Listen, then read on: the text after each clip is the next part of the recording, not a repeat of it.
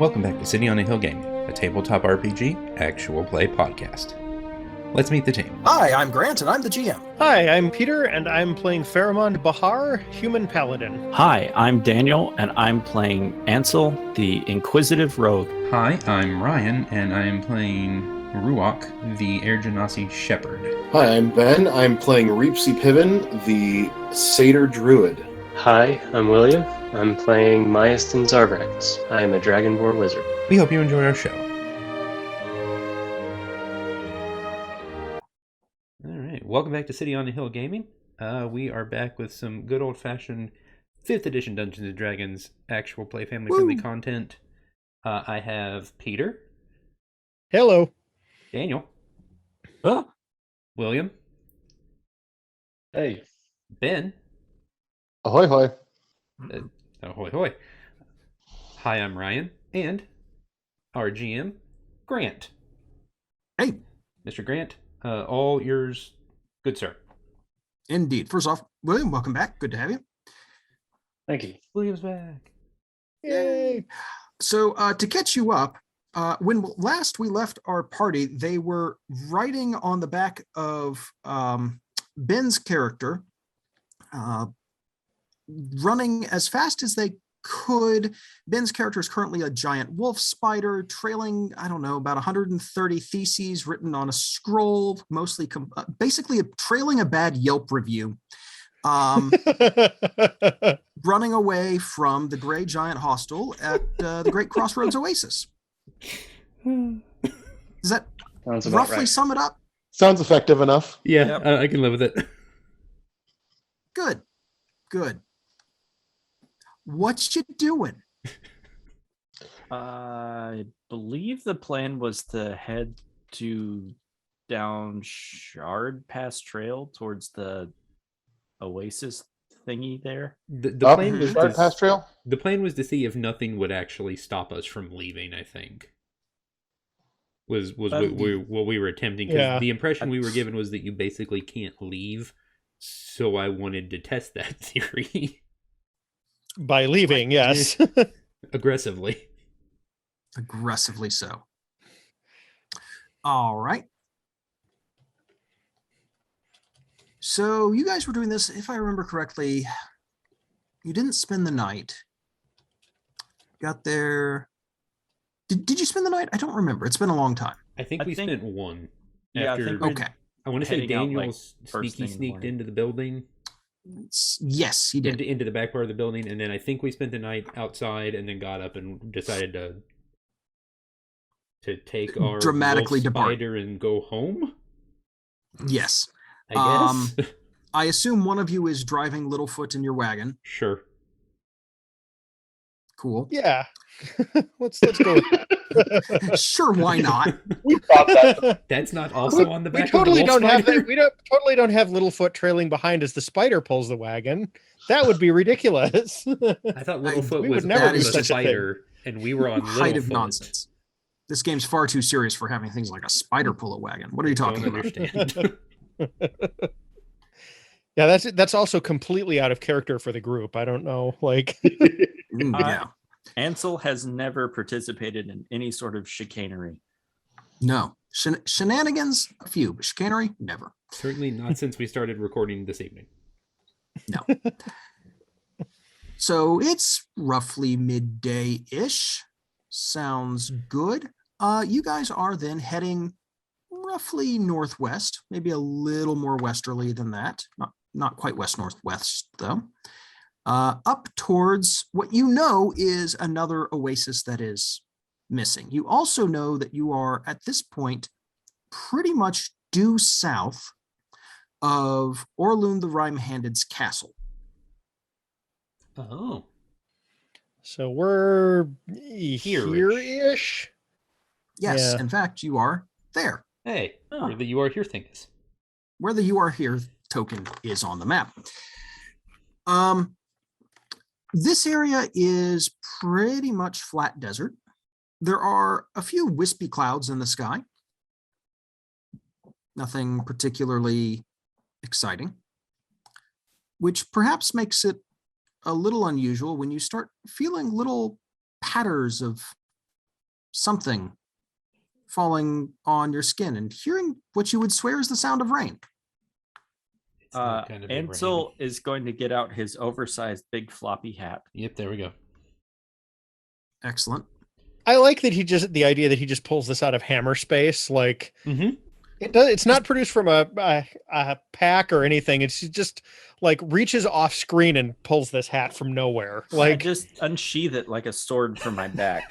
It rolls out, you flick it. there's an appropriate shing noise to it. It's a Like, scroll somebody of draw a word. sword. No, Yeah. no. He drew his hat. Indeed. What was the character with the bladed hat in Mortal Kombat? There's also Kung one Lao. in Star Wars. Is there? Okay. In Clone Wars James cartoon. Bond. Well, there's that too. Yeah. What is that? Yeah, guy's that's right. One of the name? '60s villains had a bladed hat. Yeah, it was Odd Job. Yeah, Odd Yeah. Job. Finger. 1v1, no Odd Job. The Yep. worst character to play against in GoldenEye. Absolutely awful. Could not shoot him. No, because he was half the height of everyone else. And I always pick Jaws like a fool. Yeah, don't do that. Larger target than anybody else. Yeah. That Yes. seems like a bad idea. Minor details. It does not take you long to notice that your hat is getting heavy fairly quickly. And this rain, such as it is, it's not coming down super heavily, but it is sort of sticking to the cart.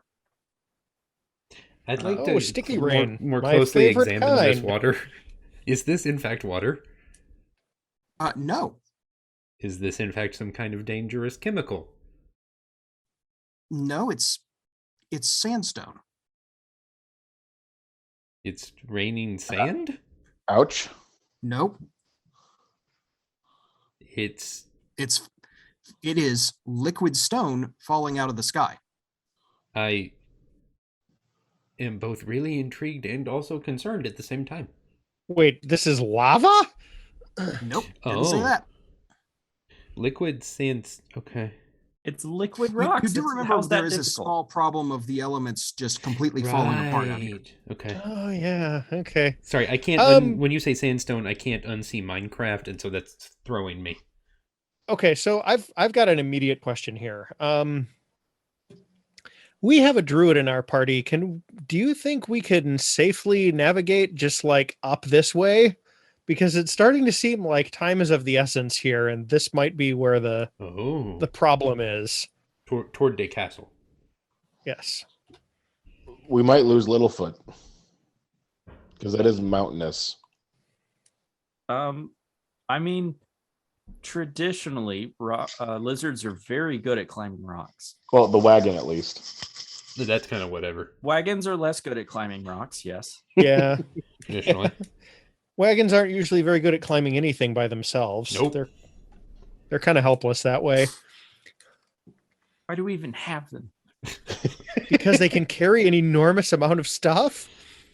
I mean, you just kick sand against the side of the wagon that you're useless. That's, like Pheromon just walks back, looks, with this tired look on his face, grabs the edge of the tarp, pulls it back, just gestures wildly at all the supplies we're carrying.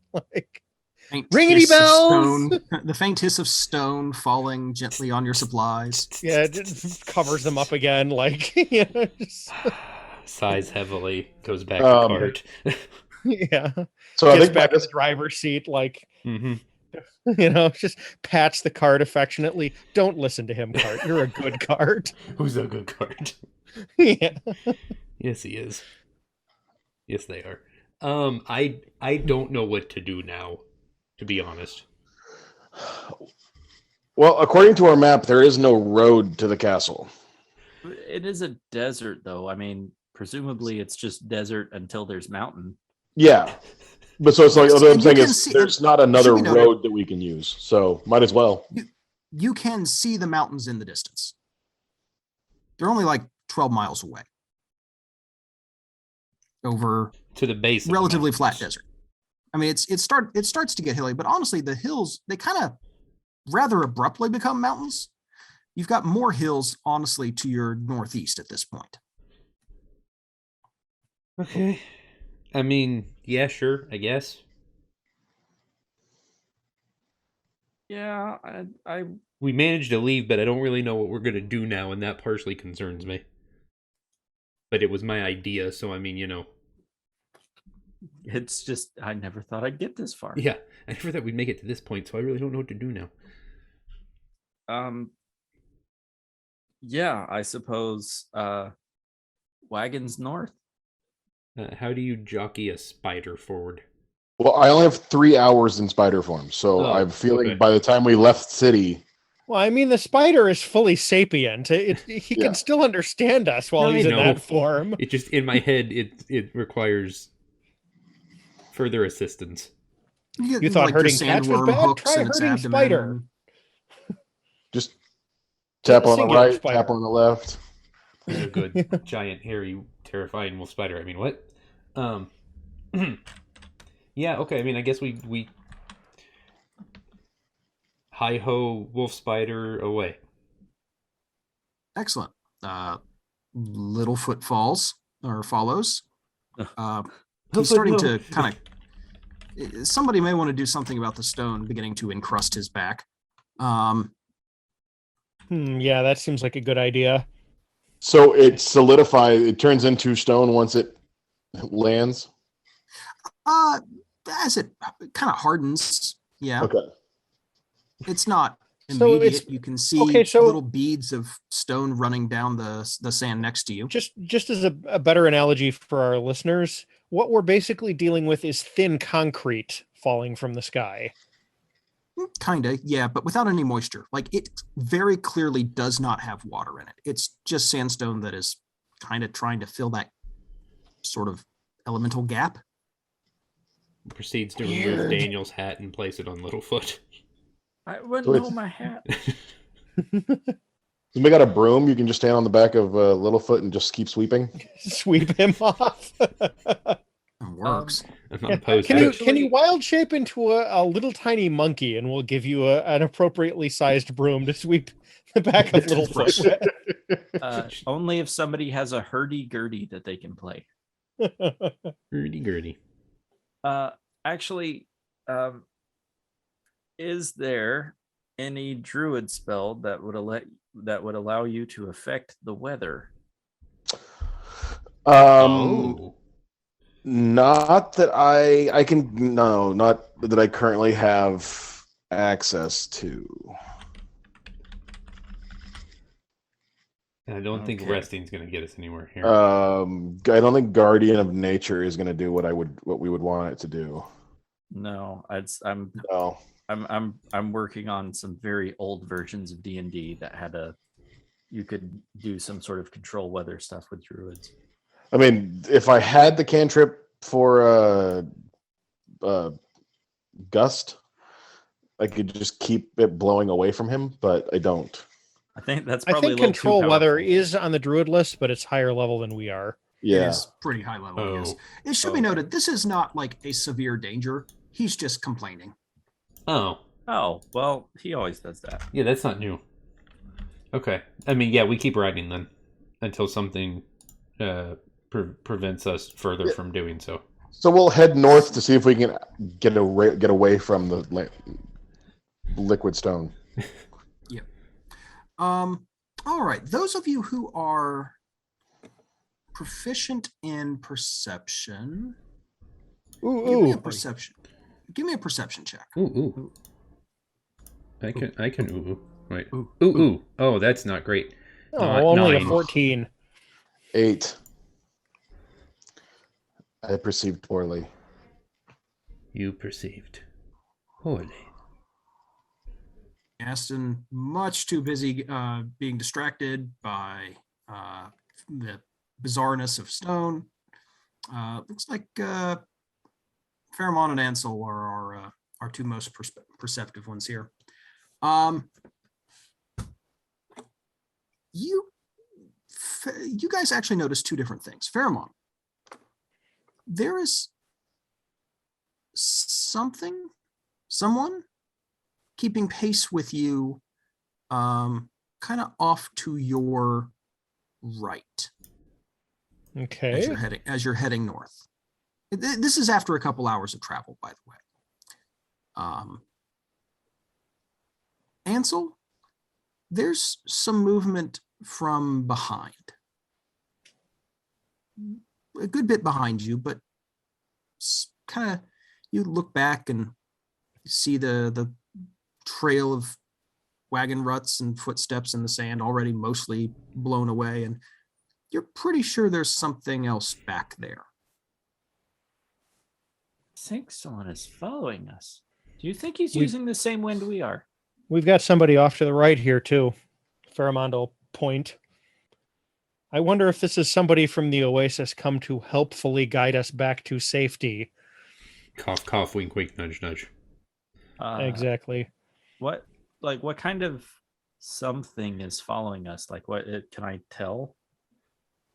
With a 14, no, but you're pretty sure it's just one thing.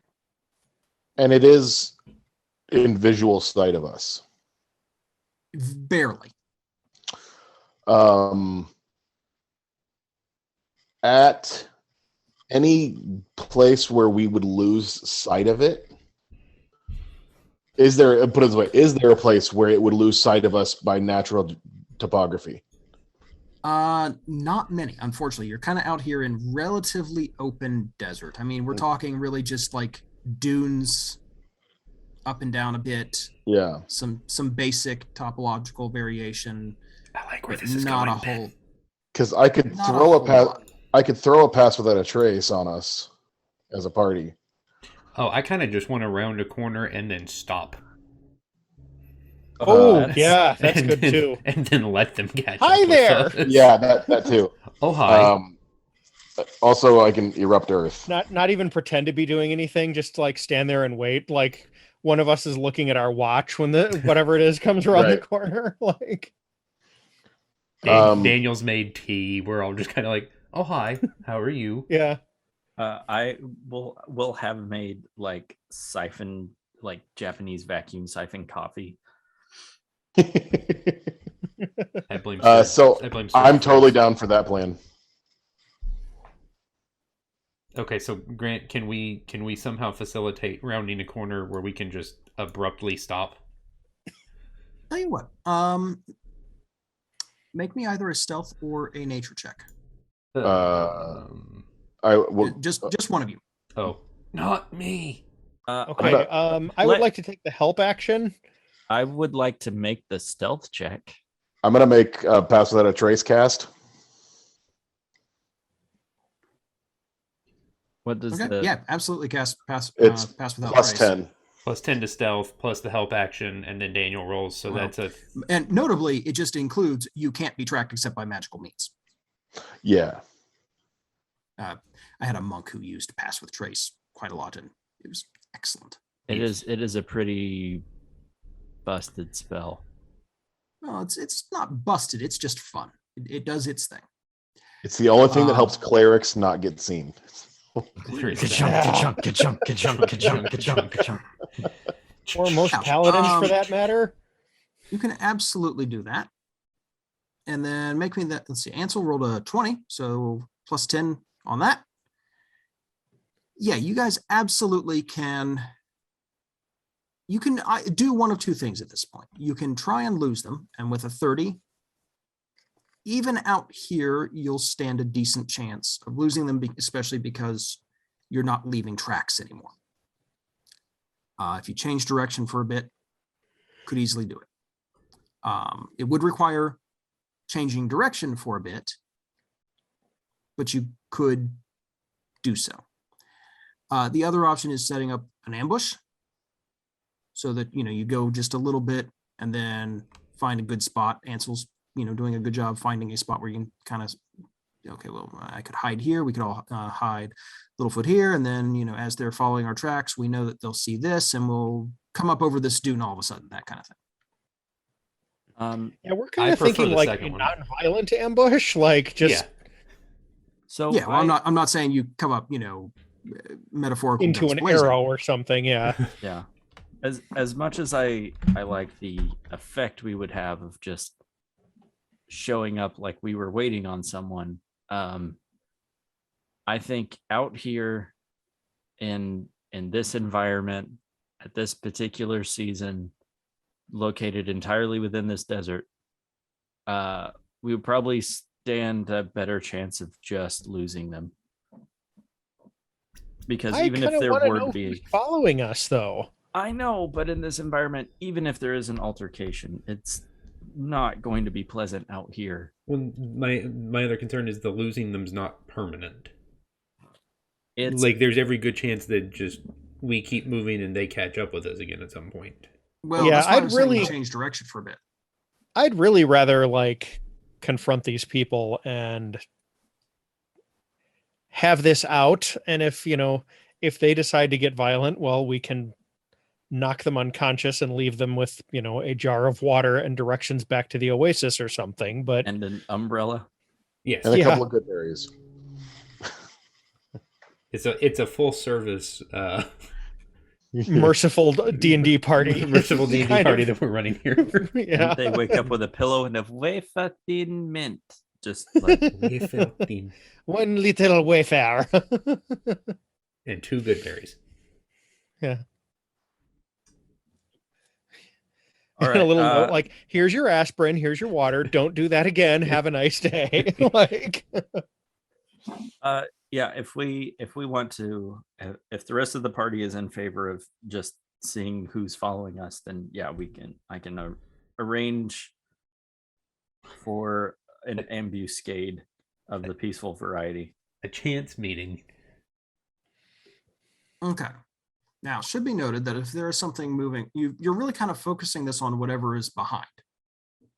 You're going to have a harder time getting away from both whatever is behind you and whatever is off to your right, sort of over here on the map. Is why I kind of agree, like that a confrontation is probably our best bet. Like, let's just deal with this. Or at the very least attempt to. Yeah. Oh, one way or another, we'll deal with it. That's true. I mean, if William and Ben are how pleasant it is, and how much this other entity remains conscious for the whole process, that's kind of up to them. But I'm in for the surprise hello. Sure. Okay, sounds good.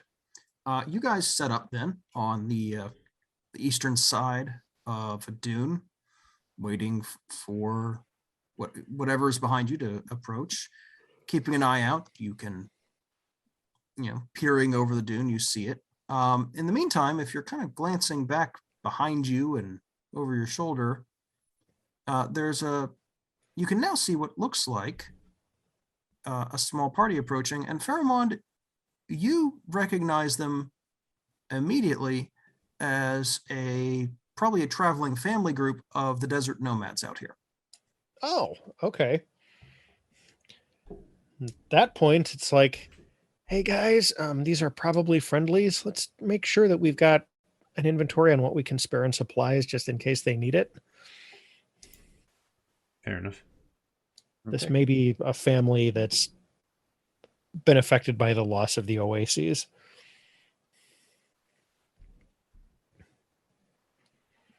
That message conveyed, I will wait for them to catch up unless my companions want to do anything. Anybody else do anything? Nope, right on. You're good. Cool.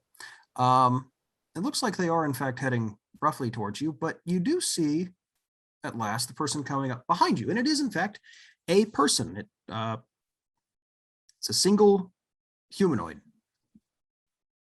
Can't quite tell the particular type at this distance, but it's perfectly normal looking humanoid walking up behind you. Perfectly normal humanoid. Hello, yes, fellow humans. And I definitely didn't phrase that suspiciously. No, not at all. Okay, so we see both groups at approximately the same time. Or the group and also the other person. You've been seeing both of them. Or like they catch up with us, I guess is what I'm shooting the for. person who's on your trail essentially is going to come up first. Okay. Just so that I'm not managing multiple NPCs simultaneously. Or at least not introducing them at the same time. Okay. Well, then I think, I mean, Ansel's just gonna sit back and kind of let Pheromon take the lead on this one. You know, very out of character for Ansel. I'm so tempted to actually say, "Hail and well met, fellow crusty victim of this bizarre elemental degeneration." I have no oppositions. All right, sure, I'll shout that. Like, Right. They stop and wave, and I'll wave. Yeah. Pushing their way up the dune here. Well, hail and well met indeed. Y'all doing all right? Yeah, as well as can be expected under the circumstances. He'll, like Fairmont, will point at the sky and then just kind of surreptitiously hand him the small broom. Like, you may want to dust yourself off. It helps. Yeah, thank you. I was I'm glad I didn't have to chase you all too far, following you all from the crossroads. You know, boss sent me to make sure that you guys were doing all right and had some guidance back. Yeah, we're fine. We've got a plan in mind. We've been kind of out exploring and working on a solution for the just kind of vaguely gestures at the sky and around and like Really? elemental weirdness. Think you're gonna make it through the night then? Oh yeah. Oh, Through the what now? well, fair few others before this one. We'll be all right. all right. Well, tell you what, if y'all don't mind, I'm gonna stay with you then. It's getting on a little bit here. Does something happen at night that we need to be aware of? Oh, nothing typically worse than what happens in the day. This is relatively minor, as I'm given to understand. A bit weird. You know, rocks floating and, you know, tents bursting aflame at night, all sorts of madness out here. Actually, Fairmont goes and like rummages around and gets like the biggest jar he can find. It's like, we should collect some samples of this so we can check this out once we get back. I'm sure there's some wizard that would love to have this. I'm pretty sure we Just have one kinda of our own here that unceremonious, would, like- Yeah, well, I mean, like, our wizard, sure, but like the wizard college would probably like to that's have true. this. Is Yes. more like what I'm getting at. It is quite Absolutely. unique. Yeah. Like, our wizard can just analyze the stuff that's falling from the sky as it's falling. We don't need to collect any for him. Like, That is Oh, true. yeah, no, Miastin, I'm sure, is fascinated. yeah. Especially because Miastin's kind of specialized in this, right? Am I remembering that correctly? Like, kind of weird. He does cartography, maybe maps. I don't remember actually. Geology. I think I was plants and animals, and he was rocks. Places. Yeah. Yeah. Yeah, geography. I'm people, he's places, and your things. About it. I mean, you're not entirely wrong. I was going with animal, vegetable, mineral, but okay, yeah. That also potato. works. That does make a modern major general. Oh. Okay. As you're all talking, the caravan is not caravan exactly, but the party of nomads is starting to approach as well. How many in this party? You see 3 adults and a couple of kids. I will call out to them with the exact same greeting that I used before. They wave, and one of them rides forward. Some weather we're Alright. having, huh? You could say that, yes. I am Ruda, and you are? Pheromond. Wilmette, do I recognize the family or anything here? Or There's markings you can recognize. Tell me about them. This family has like a coat of arms that includes like a desert hare. So probably notice that. And then Pharamond will be like, I'm from the Bahar family, and just kind of show his crest. And what are you doing out in this? He just kind of vaguely points at the sky again. Trying to continue to exist. Have you seen water anywhere? The kind of points in the vague direction of the Great Crossroads Oasis. That one I know is inaccessible and may no longer exist. The others along these trails have been stolen. Yeah, we've been running into that ourselves. I'll go like run down the list of everywhere we've been and what condition it's been in. Do you have any empty barrels that you're looking to fill? Several, yes.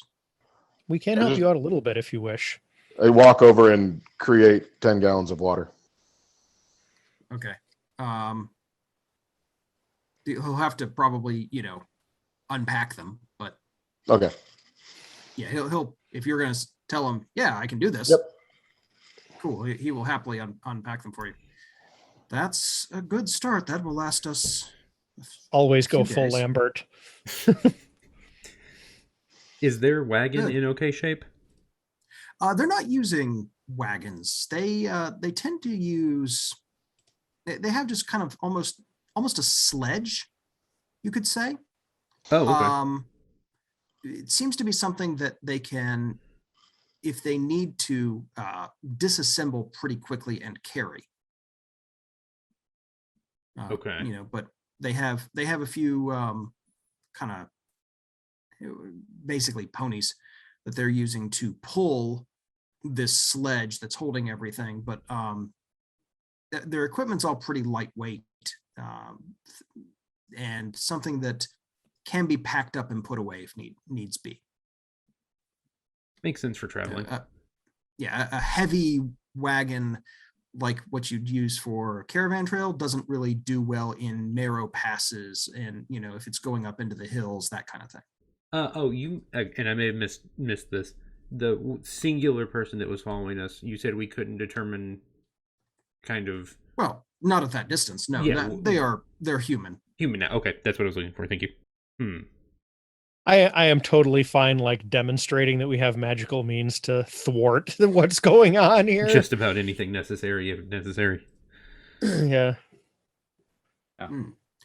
Well, you've at least earned our hospitality for the night. Which way are you headed? North. I look at when he says north, I look at the singular person and I want to gauge their reaction. Okay, give me an insight check. To us heading northern ho. 21. 21. He doesn't look happy about it. That's for sure. Not just, and it's not like a concerned unhappy. It's I'd rather they didn't do that unhappy. It's a kind of like frustrated, thwarted, unhappy. Oh, that's the opposite of what I wanted, happy. Okay. Cool. Look at us being ornery for no reason. Kind of unlike us. Yeah, for no reason. Sure. Let's go with that. Cough, cough, nudge, nudge. What now?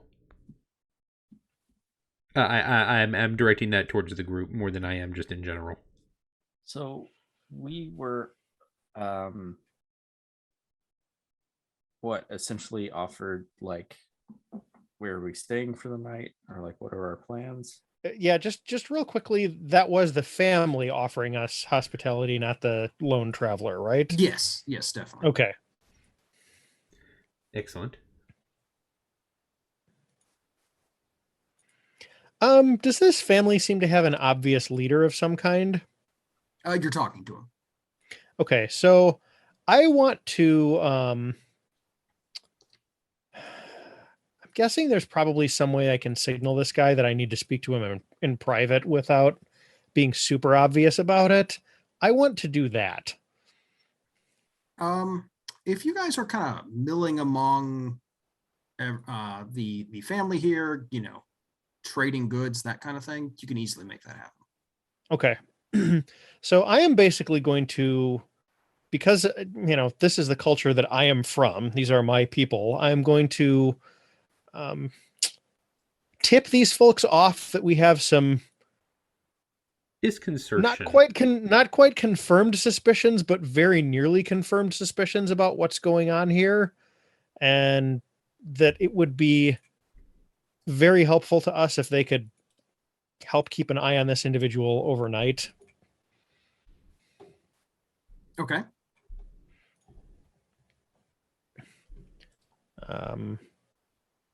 Other than that, I'm not, once again, I'm kind of trying to accomplish two things here. First of all, I'm trying to take care of some people who may be unaware of the situation that they have walked into. And second, I'm trying to get a little bit of a force multiplier going so that we don't have to do all the surveillance on this person and perhaps draw as much suspicion as if we had some help. So. Right. Okay. Cool. He nods thoughtfully. We saw you leave the oasis and the gathering there, the sort of tent city. Is he also from there then? Yeah, apparently one of the people who works for the oasis. I'll go ahead and give this guy a full info dump, what we've encountered at the other oases, what we encountered at this one, kind of our suspicions about how nobody seems to be able to leave, and our decision to test that a little bit, and then kind of the convenient appearance of this guy shortly after we did leave. So yeah. That is interesting. We will watch him then tonight. Yeah, us too. I'll work out some signals just to. You probably have some just sort of general, cultural, probably hunting signals, that kind of thing. Yeah. I'll just make sure that we're using the same ones, basically. Sure. The code word is fiduciary.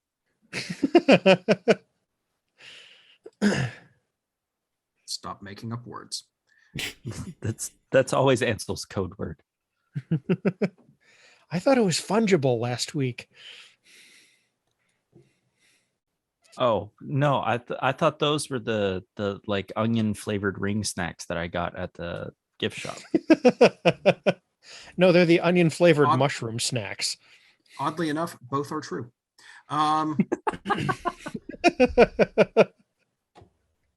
100 points for the man in the hat. Okay, so you've got that. They don't particularly want to go any further north. That's fine. They can just help us surveil this guy. And just like this particular guy, which, by the way, he introduces himself as Obaki. Okay. Ruda and his family, and he'll introduce you, by the way, his wife Shukri and his brother Murtaza. They are also uncomfortable going north. They'll sort of, not really where we want to go. We don't go that way. No worries. About as close to the mountains there as we want to go. But, safety in numbers for camping at night, at least. Yes, certainly. But if you'd like to go our separate ways tomorrow, we can certainly do that. Go ahead. For our Magic Plane listeners, has the stone rain stopped yet? Yes. It was lighter perhaps than I was implying, and did not last very long. Okay. So, well, I'm glad that's not a continual thing we have to deal with. Mm-hmm. Yeah. So, I suppose if you don't mind me asking, why do you not want to venture further north? A few of our people Well, we've always tried to avoid the lands.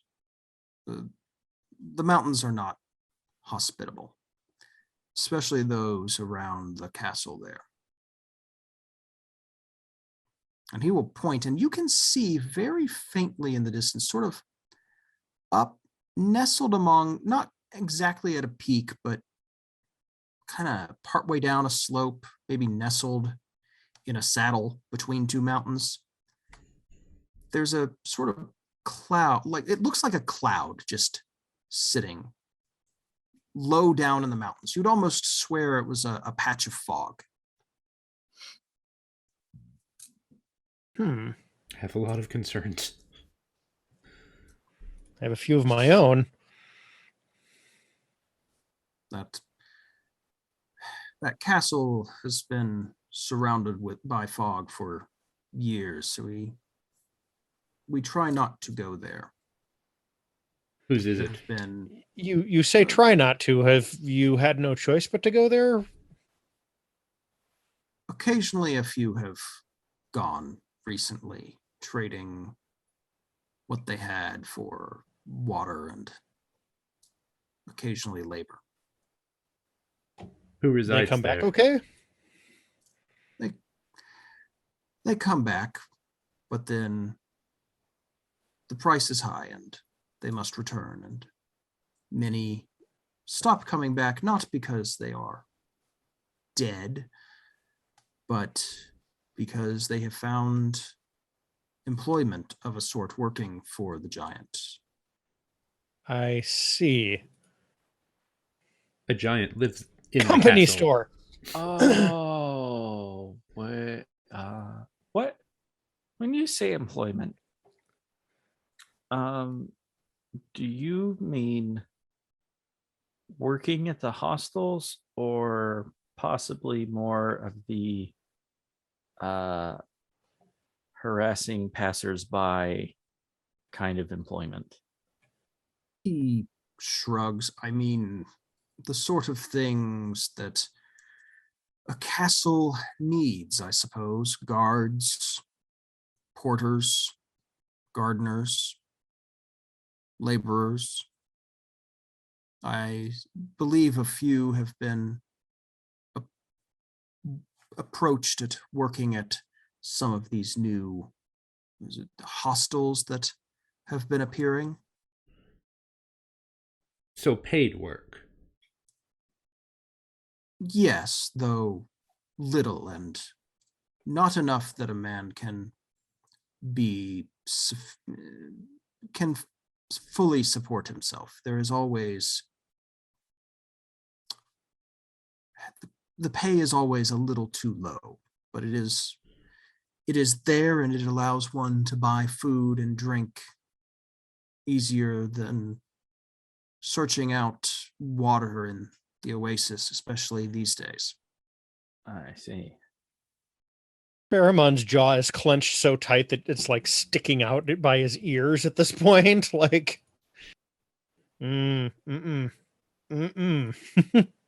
Is our other Not friend good. around for this part of the conversation? He's lingering around. He's currently he's nearby, but he's also I was going to say, like, this is playing a stone private throwing conversation, game is it not? Well, no, I guess not as much. That was the watch this guy. Yeah. I mean, he's also currently playing a game of throw it. One of two of Ruda and Shukri's kids are showing him just how far they can throw rocks off the dune, and he's marveling appropriately. Children, the perfect distraction. I mean, he is possibly within earsight. It kind of depends on how loud children are, whether you're whispering or, being obviously suspicious, and how good his hearing is, probably. I would say let's assume that we have positioned ourselves so he can't lip read us easily, and we're talking in lower tones but not obvious whispers. Sure. I will plant myself between the two groups and be strumming the dulcimer. A nice dinner tune. I like to eat. Eeples and baninis. Oh man, that's a throwback. That's a deep cut. Yeah, sorry. Just I've been I helping didn't at a even preschool. recognize it, so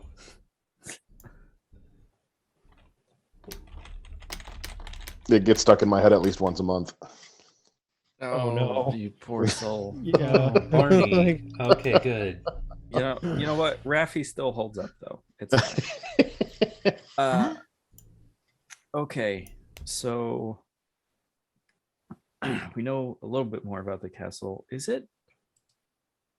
You said it's been covered in that fog for a while now. Yes, Oh boy. for some years now.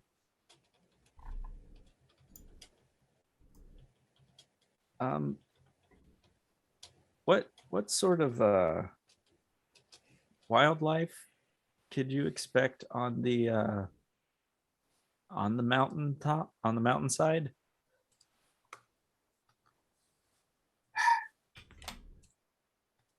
That close to Ajoran, and in particular around the castle, there are always strange creatures. Most with many that breathe fire. I would say salamanders, but not so intelligent. Minor elementals, a few invisible things that move through the air. There's always peculiar dangers around the castle. Great. Great. Thank you for letting me know. I like to think that Ansel's voice breaks just hearing that. Yeah, that was all in character. I feel like Ruok smiles slightly at what he considers to be thoughts of home. Because I think that's technically the area I'm from. So this kind of elemental nonsense. Ajoran is, yes. Elemental nonsense seems reasonable. Yeah. To some extent.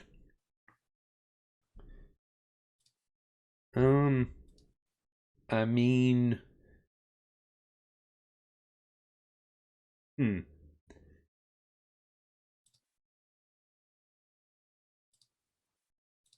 I make a... So we've stopped for the day, I guess, correct?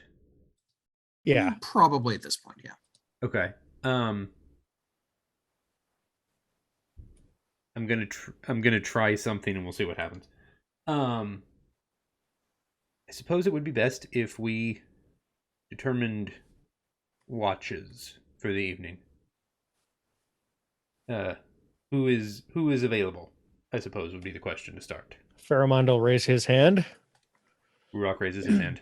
If we're still doing this quietly. No. I'm doing this very openly. Oh, okay. Ansel's going to sit on his hand. I want to sleep. I'd be fine taking first watch. Don't you have dark vision? Odaki will raise his hand. No, but I can Black Panther myself. Okay. Why don't you take second watch? I'll take first. I'm a human. My vision in the dark is limited. Okay. I just want to make sure I get my wild shapes back after the rest. Who did you say, Grant? Odaki will raise his hand as well. He's the one from the crossroads. From the Oasis, yes. From the Oasis, who was sent to from the hostel and Tent City. I'll take whatever watch he's on.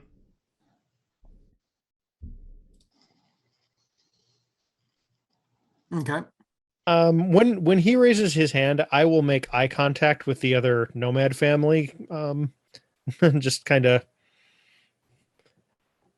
I won't even say anything. Just like, very direct eye contact as soon as he volunteers. So, yes, how fiduciary of you. A question for you, Peter. Is Pharamond's gear typical of that of the desert nomads? Very much so. Okay. So you can expect that they would have similar armor, weapons, that sort of thing. Scimitar, I believe, is what you use. Yep, scimitar, round shield. Do you have any ranged weapons? I think I like do. Javelins actually. sort of seem, a little bit on Short bow. flavor. Short bow. Okay. Yeah. Yeah. Okay, good. So you know that you also see that all three have similar stuff near at hand. They're not like wandering armed. They're not adventurers. But these are tools of survival out here, and they are near at hand. Yeah.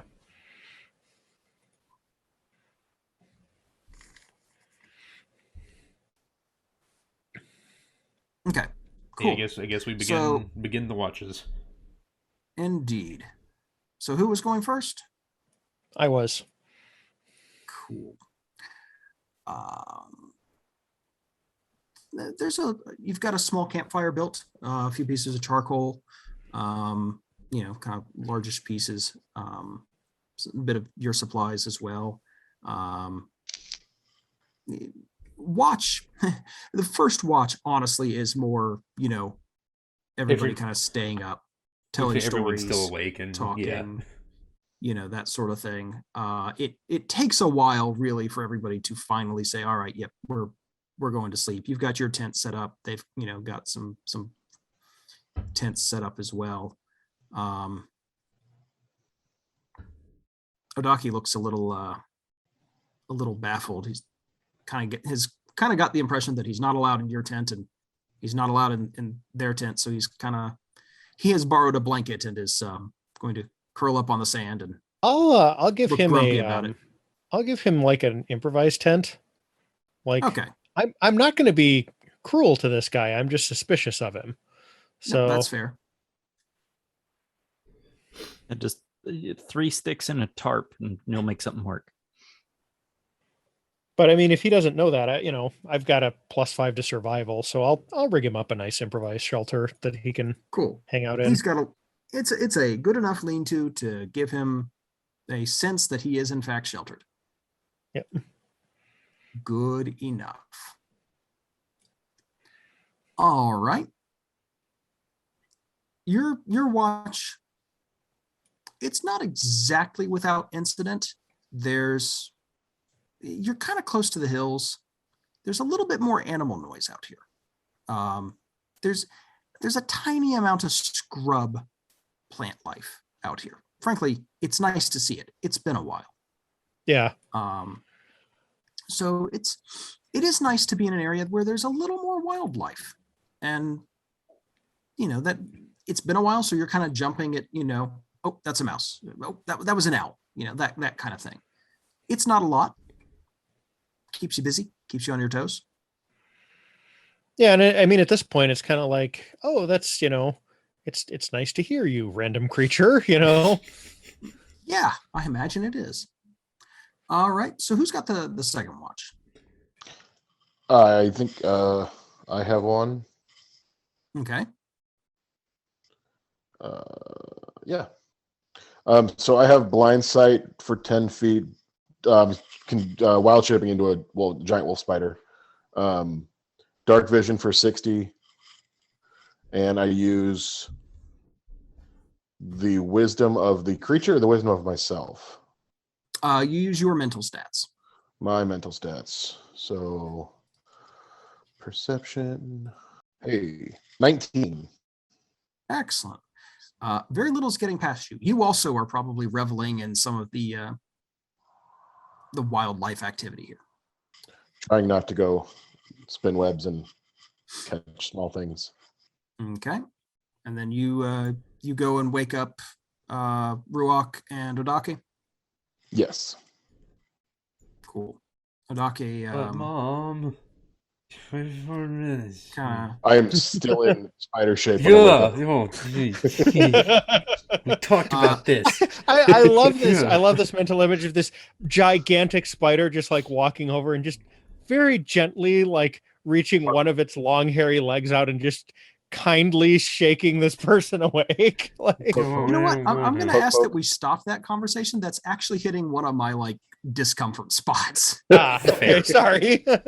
Right. I will just say Spiders that, and spider legs. yeah, I will just say that when Ruach is startled awake, you just hear on Ansel as he's rolling over, just going, I want to go to school today. I want to stay here and make cookies with you. That's the reference I was considering making, but there you go.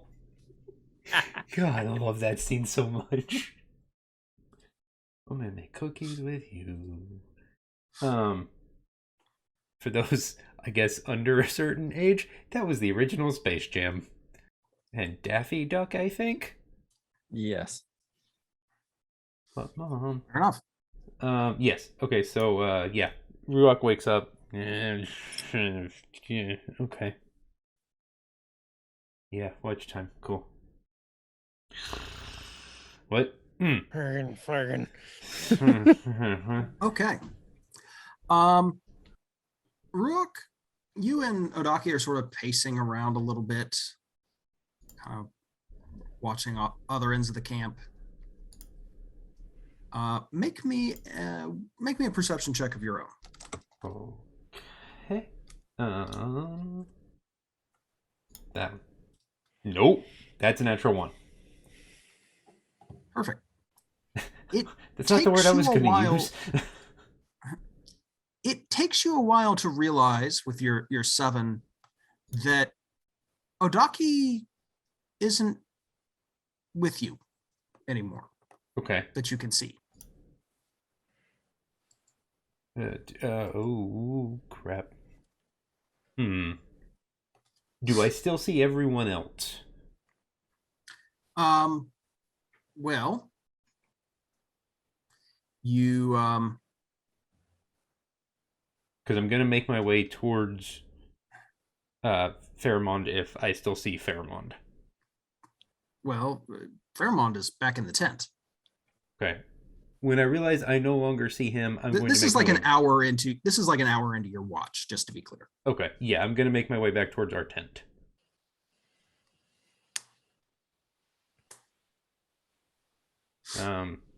Fairmond. Okay. Well, before you do that, as you go in, you see Ruda in there.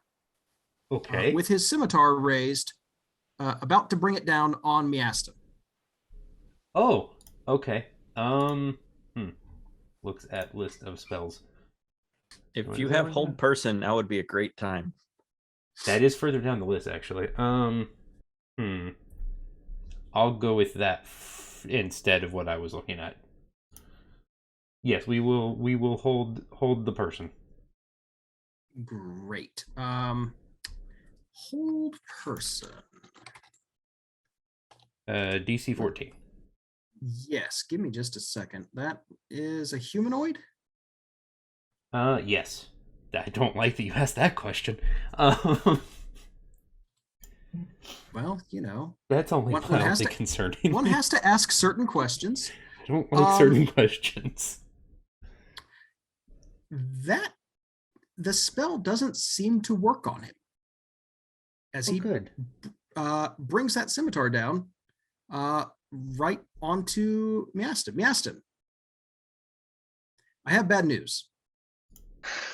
William, no. Let's see. Peter, how much does this scimitar do? 1d6 plus dex mod. Assuming you're wielding it with finesse. He is not in this case. So it would be 1d6 plus strength. Yeah, I'm gonna say he's rolling max damage and critting. Not that a single blow is not. It's not going to kill him. Absolutely going to kill you guys. Although he may think it will. He's going to. Yeah. So Miaston, you're going to take. Let's see. That's going to be 16 damage. That's somehow less than I was afraid of. So that's, I guess. Well, he is using a scimitar. And you also wake up. at this point. One would hope so. With a scimitar, having come down on you and done a fair amount of damage. Now is probably a good time to roll some initiative, just for fun. Yeah, just as a thought experiment. Oh wait, hold on. Yeah, let's wait for the map to change here. Yeah. No, we're not changing the map. We're just gonna. Oh, okay. You're just gonna add us play to it out turn order. like this. There's not a whole lot of tactical stuff that's going to happen here. It's really not worth its own map. Let's see, who am I missing? Ben. We need Ruach. Or no, not Ruach. Reap. Did it not? There it is. There it is. 17. There we go. 17. All right. Let me go up the order of this tier. So, Peter with a 22, because why not roll amazingly? Yeah. Ansel with a 4. Why not roll a 1? He's still making cookies. And cookies with you. if I could type, that would be thrilling. All right, cool. Out of curiosity, are Ruda's hands facing the right directions? Yes, they are. Okay. But I like where your head's at. I don't. No, missed that reference, but that's okay. It's a telltale sign of a particular D&D monster. Ah, good. The Rakshasa specifically. All right. So just for flavor, I'm pretty sure Ansel is just gonna sit up and he's wearing like a Dickensian nightgown and like a cap, like a nightcap.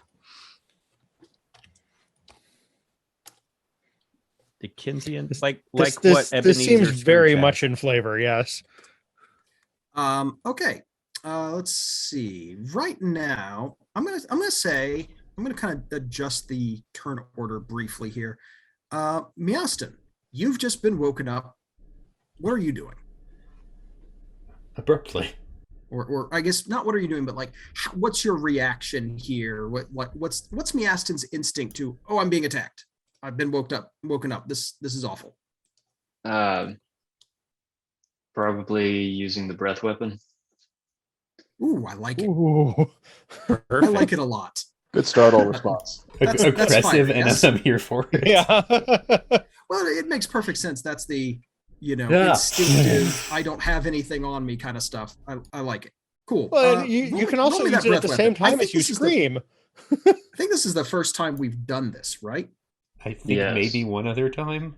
Maybe not. I don't think so.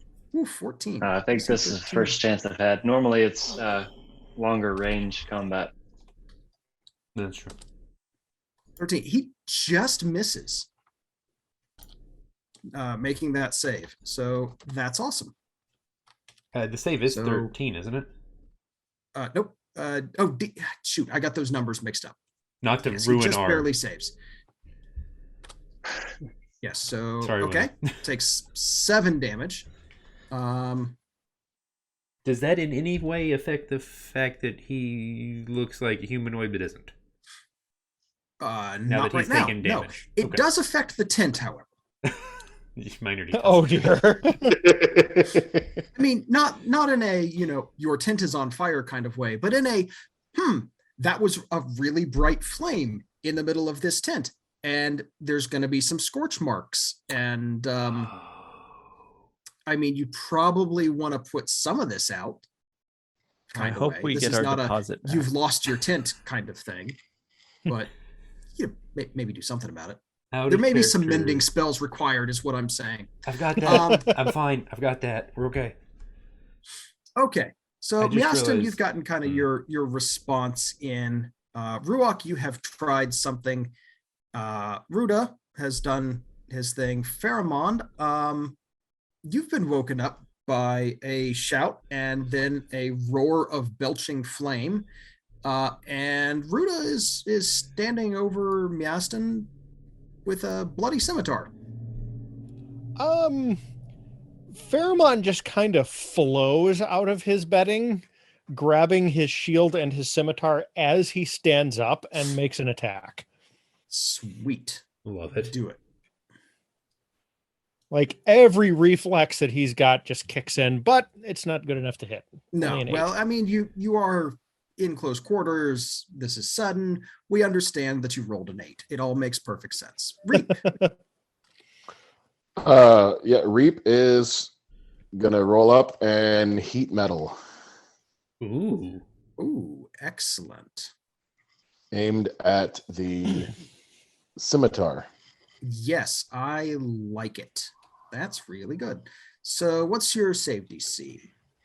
My spell save DC is 14. Okay, and what stat is that? I believe that's a Constitution. Okay. Oof. He makes the save. What does that do? Checking now. Because hanging on, like, I assume that the response to making the save is not hang on to the sword and burn my hand more. Yeah, so if a creature holding a wearing object takes damage from it, the creature must succeed on a saving throw. So he gets the damage up front, and then makes a Constitution save, or drop if he can.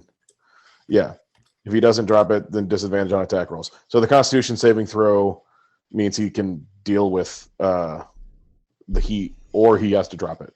He can choose to drop it. It's not automatic. But he still takes the damage. Yeah.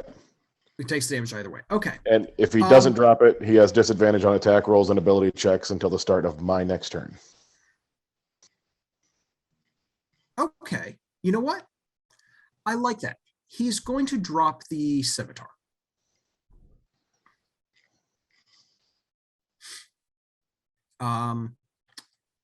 Ruach.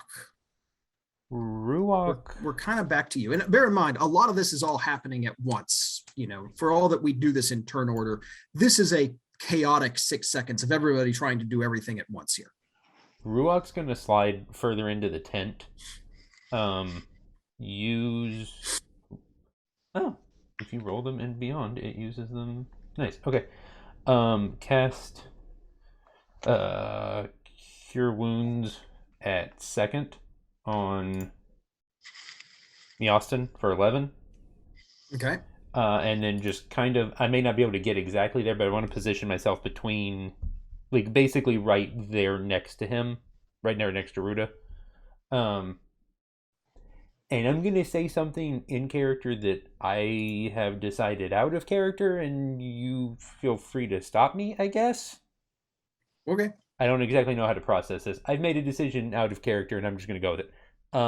I look at Pheromon, because he's the one who's awake so far, and I say, I don't think it's Ruda. Okay. Pheromon will just respond with, "You think?" Well, And I don't know that guy. I don't know your friends. All right. No, I think it's the other guy. He has dropped that scimitar. It is currently sizzling on the floor of your tent. And now my blanket's on fire. I hadn't honestly expected this much damage to your tent. I can cast mending multiple times. We're sending you a bill. So, you know what? Let's go all in on that. Wait, what? I'm glad I bought the extra insurance for this tent. Yeah. Yes. It's important that you get your tent insured. That's going to immediately get a.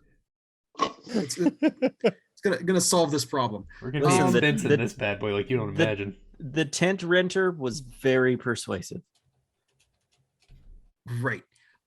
He is going to, let's see. Double check something. I need to double check something here. Yes, it is an action. It's a Paul of Tarsus tent co. That very reliable and utterly trustworthy, but they keep moving their headquarters. It's very difficult to find them. Can I ask what the rest of the Baga family is doing? They're in a different tent, I believe. Are they? Okay. Yeah. Yeah, you guys are in your tent. Okay. Do I want to do that? Trying to, no, you know what? Let's not stretch this out over much. He's going to expand. And by expand, I mean grow to, maybe a good 11, 12 feet tall, horns poking through the top of the tent, and sort of tear his way out the back. Not Ruda. Definitely not Ruda. That's definitely an Oni. Oh, that's not ideal. Okay. I will give chase. Oh, he's right there. He hasn't really run away. He has stepped out from the entangling scraps of your tent. And has we made a turned friend. to face you. And he'll turn and sort of grin in the moonlight and say, "You were warned it was dangerous out here." Yeah, you were sufficiently subtle about that where we figured that you were referring to yourself. Well, not me, but it's worked so far. Has it, though? Miastin, you're up. All right.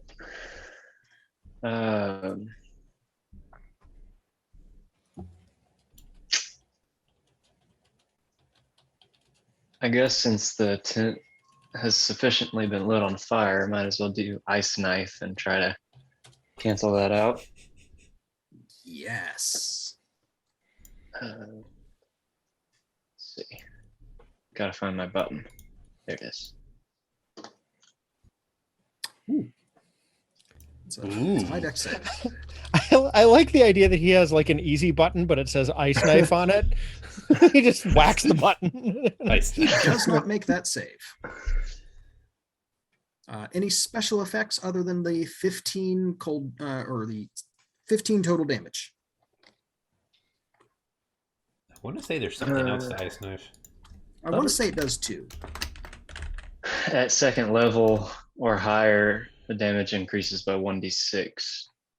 Right. It doesn't do it does it. I think the main thing is that it does a little bit of AoE damage. I don't think it like slows or does anything like that. Yeah, it shatters or whatever. Yeah. Hit or miss, the shard explodes. Everybody within 5 feet must succeed. I'm not going to make everybody make saves. It's fine. Ansel. You're finally up. Yeah. Hey guys, what'd I miss? Oh. Yeah. Ansel's just gonna like grab his rapier. He's just staying in his dress robe. I'm not. I don't have armor on. What are we? The heathens that sleep in our armor. Oh, sorry. Hey. I didn't say that out loud. I just thought it. Your thoughts were loud, sir. I get that a lot. But I'm like at this point, I'm just gonna grab my rapier and just like get it away from me, just like stab at him. Yeah, just kind of the flailing kind of attack. I get it. Make me that attack roll. Okay. Yeah, my interior monologue is surprisingly exterior. Yeah, that tracks. Actions. I guess is just a regular attack because I'm not. Yeah. Just regular old attack. I'm not messing around with like, but you're sitting, so you're rolling at disadvantage. But he is large. No. We're being a little cinematic here. It's fine. Unfortunately, a 10's probably not going to hit him. Yeah. No. Do you get a second attack? As a rogue? Goodness, no. Okay. Never. I don't know these things. It's not my job to know these things. Yeah, I'm not gonna get a second attack, and I'm not. This is not the time to try for insightful fighting. Perhaps next round. fair. Speaking of fair, Pheromon, you're up. Yeah, like I said in the chat window, I've got some heavy damage with this guy's name on it. So we're going to start off by using my bonus action to cast Thunderous Smite. Good. Let's get as many elements as possible in the remains of your tent. And then, well, I'm outside with him at this point, and we'll make the first scimitar attack to see if I. Nope, that's a natural one. Let's try again. Yeah, the inside-outside distinction for this tent is. There we go. That's a crit. So I'm going to dump a second level spell slot into that. So let me figure out exactly how much damage I'm rolling here. Please do. And remember that your Thunderous Smite damage is also going to be doubled by that crit. Oh, yes. It's times like this that I miss the effect of having a wooden dice tray that you just dump like 3 handfuls of dice into. The good clatter. So Yeah. Just play Shadowrun. All right. So we've got, currently we've got 2d6 from the scimitar itself having critted. And so then we've. I think you can click on that for the. Well, no, I'm just going to put this all on one line here. And then we've got a total of 46 from the Thunderous Smite having critted. And then I'm using a second level spell slot. So that's an additional 68 because that also critted. Plus his +3 dex modifier. So that's a total of 49 points of damage. There's this thunderous boom. Like, this is probably heard half a mile away. And just this brilliant flash of light from Pheromon's sword. It clearly does a lot of damage. No question about that. This is like the thing you described in the sound check. Yeah, this is kind of like crushing haymaker, only with a sword rather than my fist. I mean, it is a lot of spell slots dumped into one attack, but work for it. Only 2 actually, but yeah.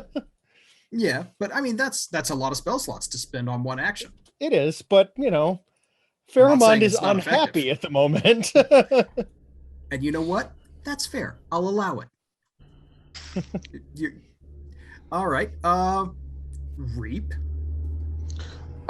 Here, seeing that happen, Reap just turns, look, freeze, and casts Frostbite.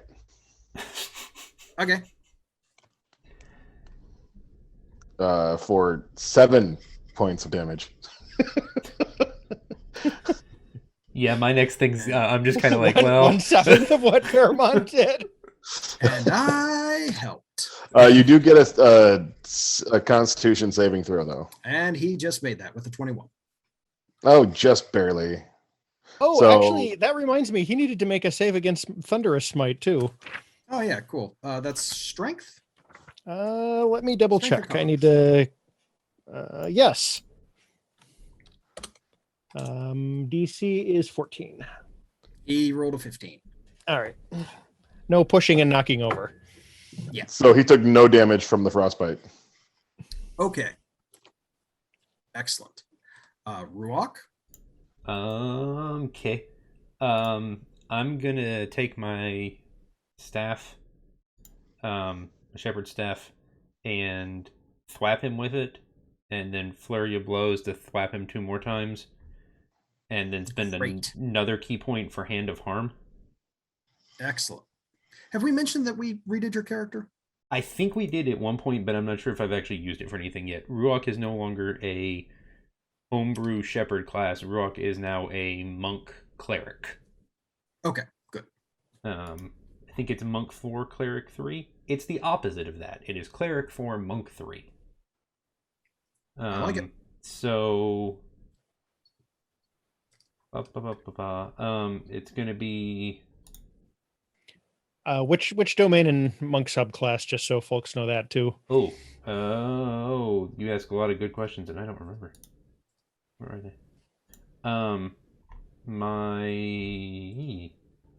My domain is the domain of peace, and the monk is way of mercy. Okay. All right, and now that we've properly distracted you, yes, give me that attack roll. Or those attack rolls, I should say. Yeah, I guess quarterstaff 3 times. What the crap? Okay, so that's an 8, a 7, and 11. None of those are going to hit hit a 16. So, and that means I also don't get the Hand of Harm because I actually have to hit first. That's extra damage. Yes. On the other hand, you're not using the key point for it, so that's true. Yeah. I mean, it looks the one key point for the other. It looks really cool, though. Flap, flap, flap. Oh, it does. There's a lot of flipping and flapping about. It looks great. At least I only used one key point. That's not nothing. So, the Oni formerly known as Ruda, will kind of glare at all of you.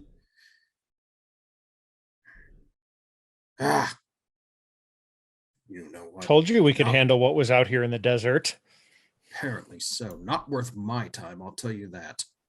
Not paid enough for this. And he disappears. You know, we offer very competitive rates. The sort of subtle snap of his fingers turns invisible, and you see footsteps in the sand as he races off away from you all, and thankfully away from the Nomad family tent as well. Do we have a reaction to him doing that? Because he is in melee with a bunch of us? Just more like before he gets too far away. Sure, why not? Well, I think I know what's coming. Because if you have an opportunity attack, take it. Well, it's not an opportunity attack. Just before he gets more than 30 feet away or whatever his run speed is. I mean, he can run. He can run. Well, no, because he can't double move. He's moving 30 feet. Yeah. Yeah. If we're still in turn order, though. Yaston's up. Yeah.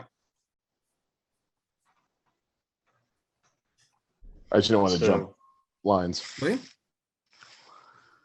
Wait, so are we? He's running away. Are we still? He's invisible. He is invisible at the moment. So you can try to shoot a spell at him, but it will be very difficult. Okay. Although if you know what direction he is, and you have something that is, I don't know, some sort of cone-shaped area of effect, you have a pretty good chance. Or maybe a sphere that hits the ground and splashes out around it broadly. Like a ball for maybe made of something warm. That sounds like a thing, yes. I actually don't think he has fireball, but that's the joke. I do have fireball. Oh, do you? Okay, I knew you had lightning. I knew you had lightning. I didn't know if you had fireball. Yeah, I was trying to read through. I also have flaming sphere, so that I was trying to look at that one. Fireball's good. Lightning bolt is great because it's 100 feet long and 5 feet wide. Yeah, that's what I was thinking. Of the sphere chasing him to through aim, the perhaps. Cold would be good if you had it. Cone of cold would also be good. I kind of want to watch him be chased through a ball of fire through the desert as he runs away invisible. Okay. I think fireball is purposefully overpowered. So I honestly, you just drop a fireball. It's more fun too. It is. And I think it gives him a better chance of hitting an area. Oh yeah, absolutely. All right, so that's a DC 15 Dex save. Boy, I wish Oni had Dex. I'm just saying. It turns out they do. That's a 20. Turns out this one did. Yes. This is an unusually competent Oni. Yeah. With a 0 Dex modifier and a natural I actually have not been including his saving throw modifiers, which turns out he has a bunch of them. Has managed to make every single Dex save so far, and a lot, not all, but a lot of his other ones. So, well, he's got a +4 to strength. He's got 19 strength. Yeah, so, it's not real surprising. He's been rolling moderately well. Okay, well, he still takes 12 fire damage. Mm-hmm. Ansel, Maston, there's a scorching sound. I'll get started on the reimbursement paperwork for the tent. also that important. tracks. Fill out the RMA form. I get it. Yep. Yeah. There's nothing I can do past my turn. Cool. Fairmont? I'm going to head off in the direction of the footsteps and try and chase this down with the same like spell combo I used last time. Okay. You're going to be attacking at disadvantage because invisible. I understand. I got a decent modifier. I'll literally roll the dice. Yeah, fair enough. 16. Does hit, in fact. Well, there's another thunderous boom, not quite as loud as the last one, and also with a second level spell slot dumped into it. So let's see here. That's going to be 1d6 plus 2d6 plus 3d8 plus 3. Whoops, there should be 3 added to that. So 25. Oh, that makes my math a little easier. Thank you.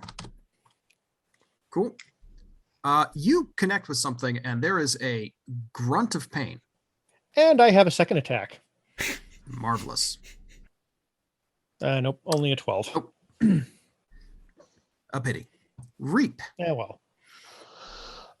Quick question. So, for those of us who have to prepare spells daily, did that effect happen, or are we still working on the previous day spell list?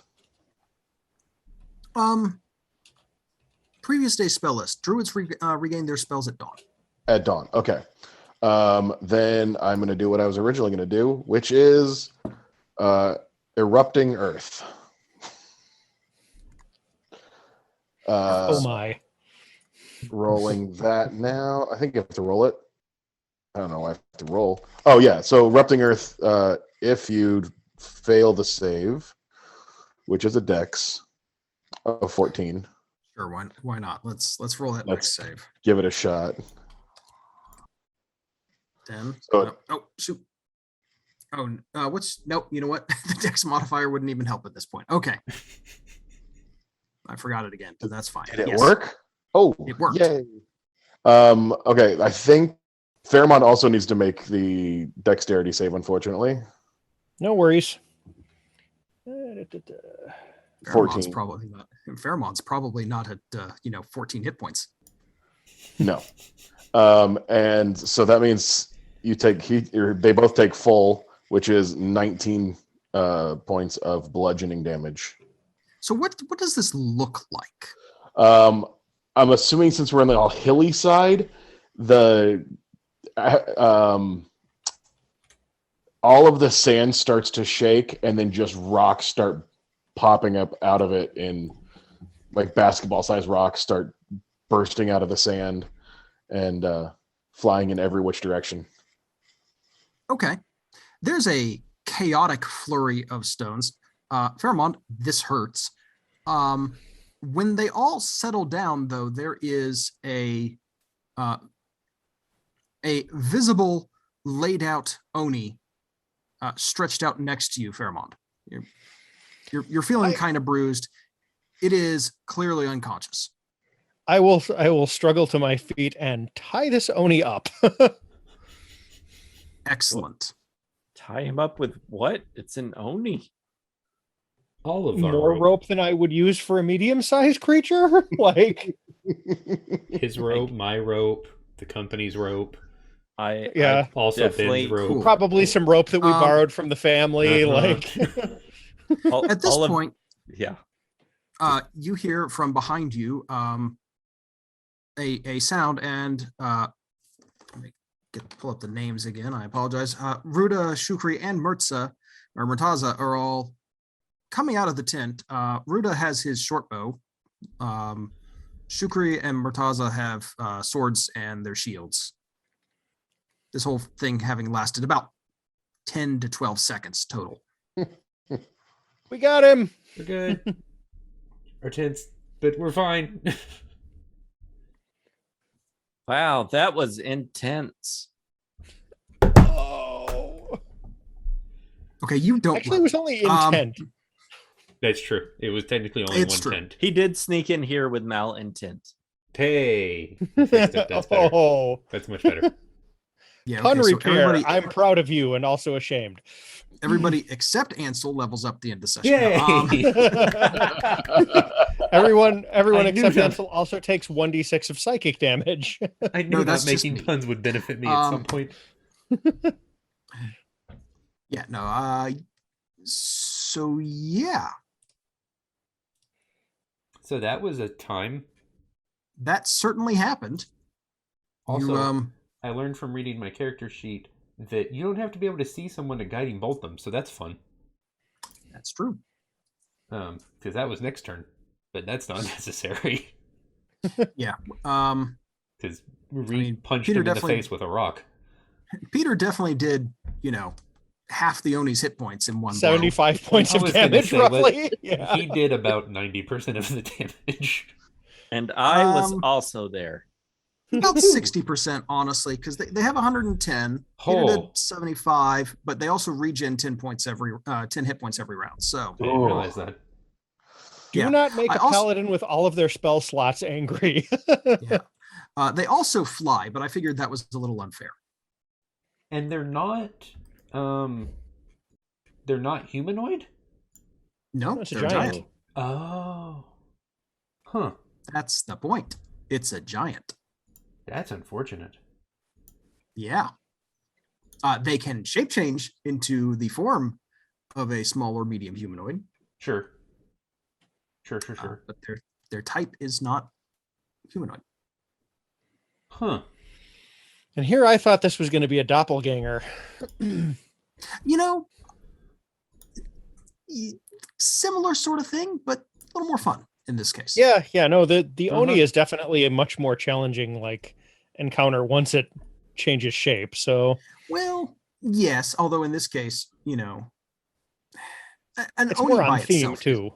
Yeah, an Oni by itself against a party your level is not honestly that exciting. What did it do? It got one sneak attack off basically, and then ran away.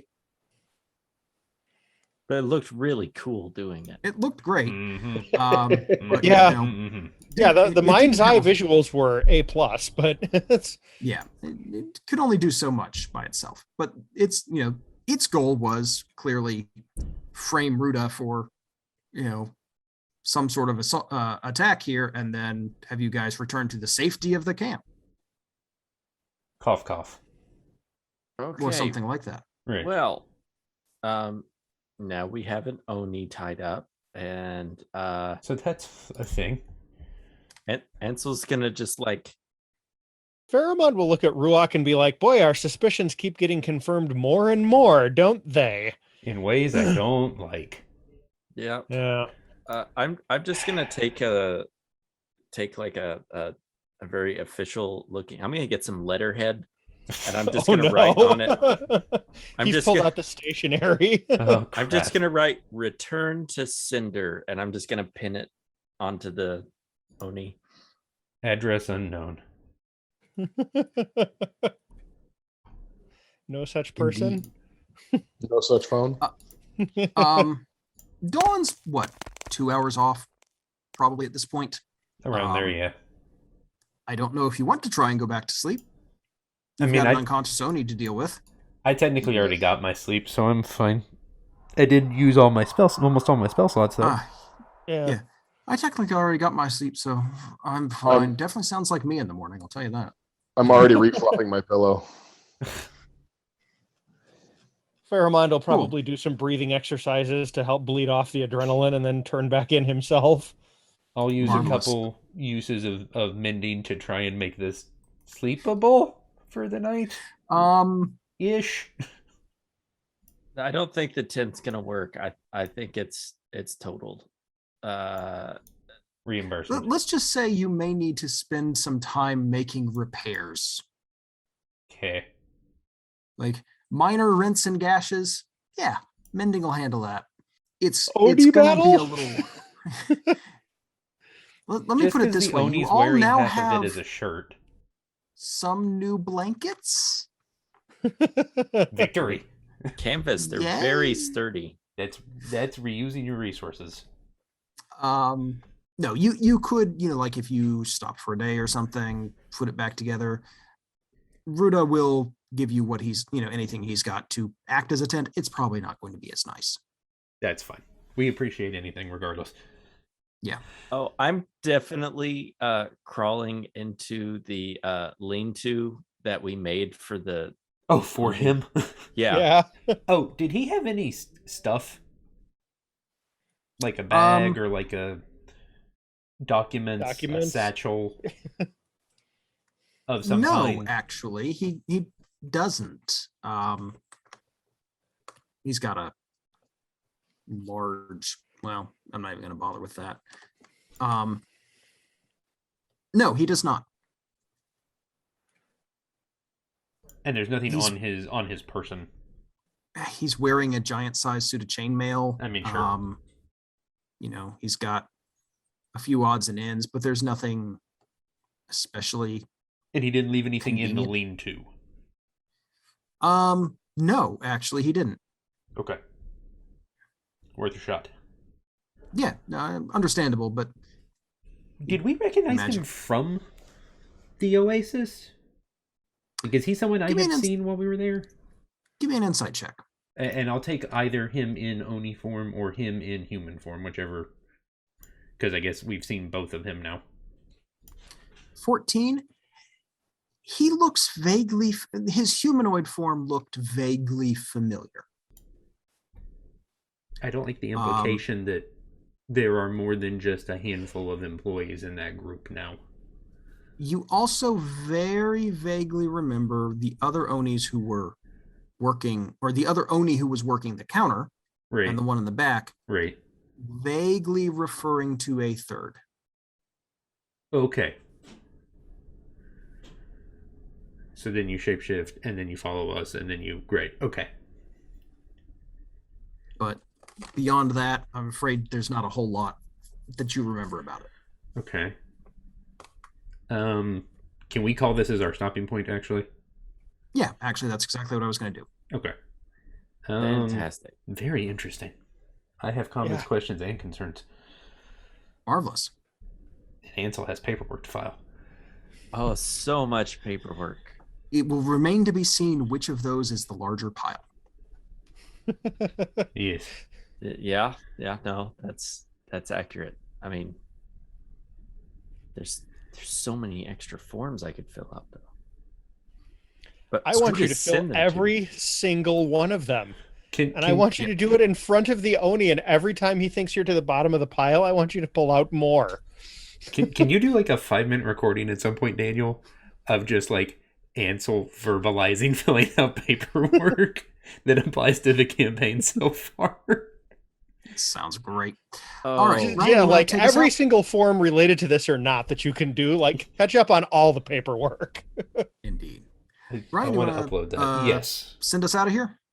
So we appreciate everyone listening. If you want to hear more of our nonsense, be it D&D or Star Wars or Feng Shui 2 or Numenera or anything of the like, cityonthehillgaming.com, City on the Hill Game on Twitter, or search any of your favorite podcast outlets. Let me know if you cannot find us. I know that's still occasionally an issue with places like Spotify. I've tried to claim our podcast on Spotify. I guess I got to go back and check that again. But yeah, that's a thing. Shout out to our new part-time editor, Justin. Appreciate the help very, very much. Thanks, as always, to our Patreon supporters. We have more than the last time we recorded. So I'll read out everybody. We have Ashley, Joanne, Tony, Andrew, Christina, Sir Lord Epic Name, which is what I'm going to continue to refer to him as on here because that sounds cool. And then we now have also Brian and Ryan. That's not me, Ryan. A different Ryan. There are two of us now. You've been warned, I guess. One can only imagine the power. All right. Well, thank you, everybody. We really appreciate it. We genuinely very much do appreciate the support. And our Discord is now public. At some point, I'll try and remember to, I don't know, post a link again on Twitter or something if you want to join our Discord and ask us questions or just hang out and say hi. and maybe include the Discord link in the show notes. That's also an option. We can, because I think you can make them permanent now. I think that's a Discord thing, so we'll look into that. We did that with ours for saving the game. So I want to say you can just say this is our Discord link. Come hang out. So yeah. Thanks as always to Grant for guiding our nonsense as Thank difficult you all as for we playing make it. along. And much thanks to Daniel and William and Peter and Ben for bringing the nonsense. Sure, we'll go with that. It's a pleasure as always. That's what I'm here for. So yeah, we appreciate everyone listening. We hope you have a blessed day. Thanks for listening to City on the Hill Gaming. For more information, you can find us online at cityonthehillgaming.com, email us at cityonthehillgaming@gmail.com, or find us on Twitter at cityonthehillgame. For more information on saving the game, you can find Peter, Grant, and Jenny at stgcast.org or at Saving the Game on Twitter. Thanks, and have a blessed day. Okay, All right. so let's go ahead and start sound check. Ben. Is my mic back? Okay, I'm going to show you to turn my mic off.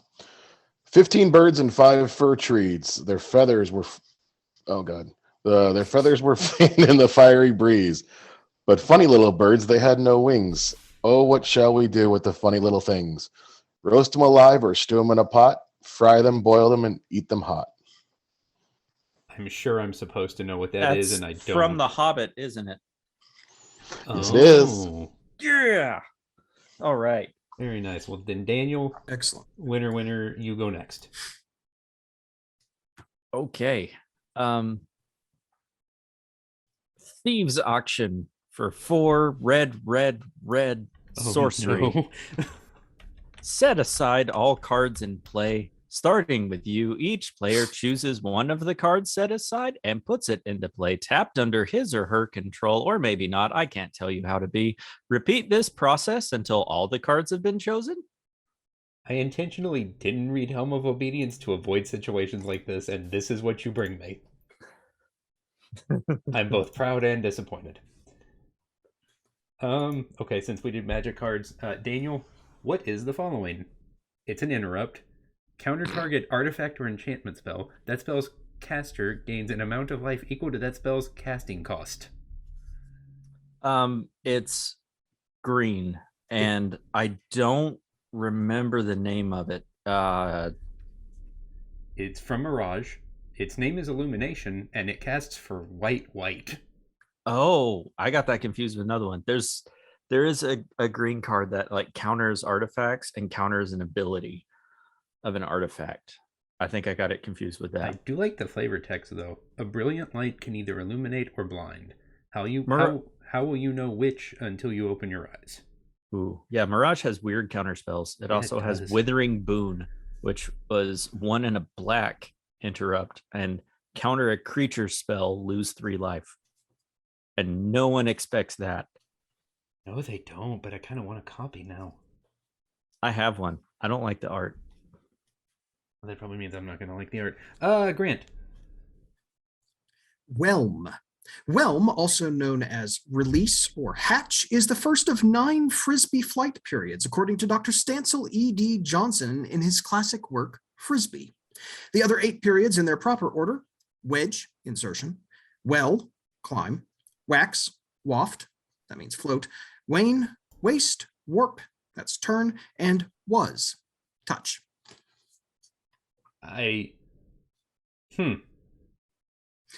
And then here's another delightful word for you: acinasiform, which means scimitar shaped. Ooh. I mean, I do like things like that are scimitar shaped. Indeed, all of this is from A Connoisseur's Collection of Old and New, Weird and Wonderful, Useful and Outlandish Words by Paul Dixon. It's entirely a book of definitions of weird words and weird bits of grammar and all sorts of delightful things. Like, for example, carving verbs. In Elizabethan England, there existed a special vocabulary for the table that included specific verbs for carving various game, fish, and poultry. In his dictionary, Words, Facts, and Phrases, Eliezer Edwards writes, Persons using the wrong term were looked upon with some pity and contempt. Here is a collection of those verbs gathered from a variety of sources. To allay a pheasant, barb a lobster, break a hare, chine a salmon, culpon a trout, disfigure a peacock, one of my favorites. That's rude. Dismember a hen, display a quail, fin a chivin, fract a chicken, frush a chub, gobbet a trout, lift a swan, mince a plover, rear a goose, sauce a capon, skull a tench, side a haddock, splat a pike, splay a bream, spoil a hen, string a lamprey, tame a crab, also good, thigh a pigeon, also thigh a woodcock, trench a sturgeon, transon an eel, tusk a barbel, unbrace a mallard, unjoint a bittern, unlace a coney, and unlatch a curlew. I'm just really I'm still stuck on fract a chicken because now I'm picturing fractal chickens. Yes, I was picturing fracking.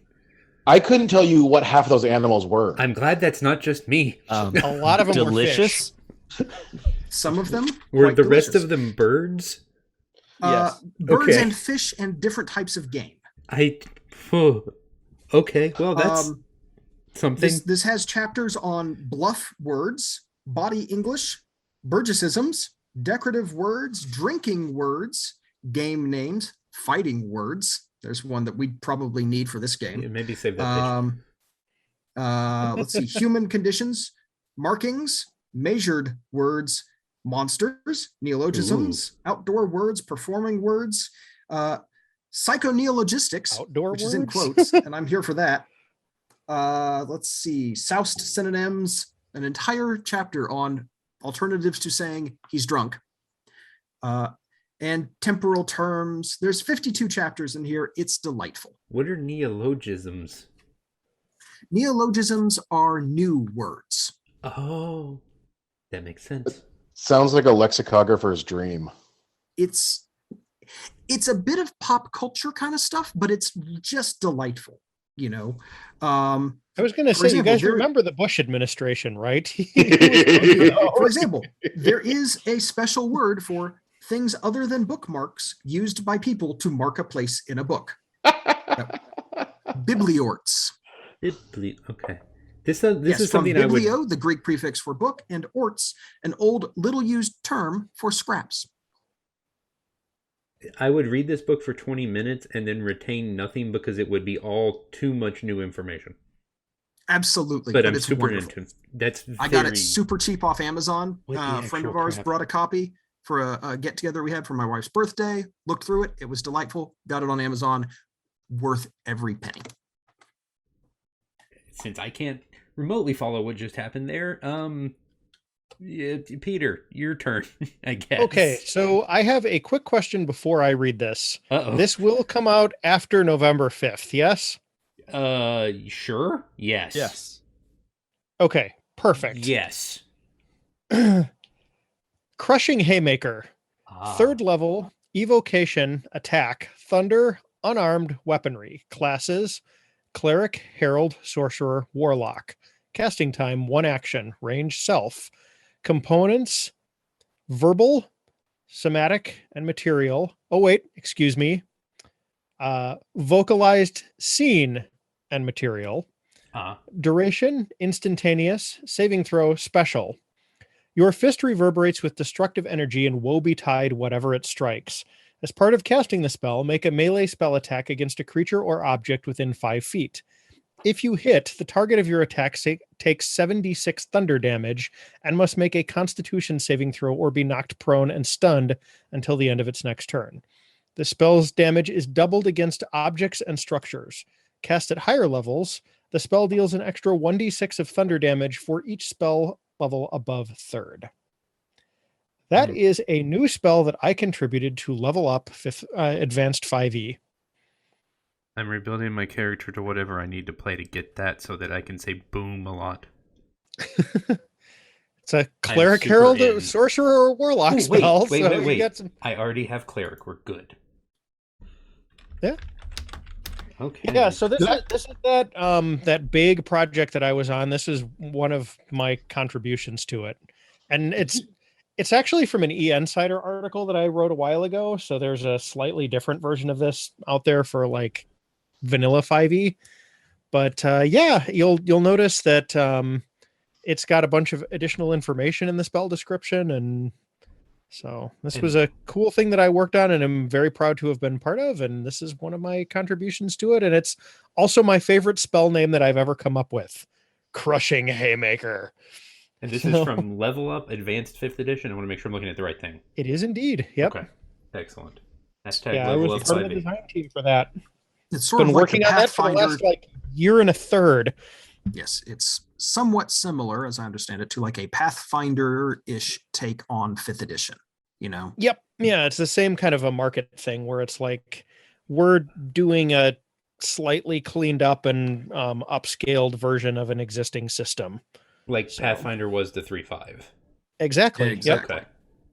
Only EN Publishing is a fraction the size of Paizo. Well, there's that. So, Well, but, they are. I mean, the they design are team now. was like Paizo 30 grew people a lot too. after Pathfinder, so Yeah, that's true. They did, but they were already like a multiple employees company because they were printing course. magazines and stuff. So, whereas we are all freelancers. I think EN Publishing has like 1 or 2 employees that are full time, and everybody else is a freelancer. sounds right. So, Huh. And this is from Ian. Okay, because it says Morris. yeah, Russell Morrissey, okay. owner of EN Publishing. Gotcha. So, huh. Okay, and and we'll talk about more of this. Peter, I'd like to do something for maybe if I can get with you before then, maybe we record something that goes up the day that comes out, just where you talk about the project. Yeah, We'll do something along those lines because you said because the Kickstarter finishes the 5th. Yeah, here's the thing: like, I could talk about the project, and if you wanted to release something like tomorrow, you could. I'm not under an NDA anymore. I'm just trying to avoid like spoiling something that might wind up in a preview. But I can talk freely about it. I've been released from my NDA for a couple of months at this point. Oh, okay. So if you cool. And actually, if you want to release something, before the 5th, it might help the Kickstarter, which is currently running. That's fair. So then we will do that. I don't know that we'll do it tonight, but we will do that. Yeah. If I should have a pretty open schedule this weekend, for instance. So if you want to do something like, I don't know, Sunday afternoon or something, that would probably be fine. Okay. And William, sound check. Mine is always so much worse. But you're here. Yeah. And that's what matters.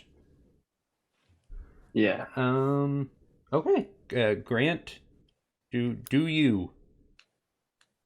I think. Do you want more nouns? Because I can get more nouns. There are plenty of nouns in that book. Okay, I'll go. Yeah, that book apparently has all the nouns. Just plenty nouns I didn't know existed. Nouns most people hipster don't know nouns. exist. That's true. Hipster nouns. They're too old to be hipster nouns. Not all of them. They're vintage.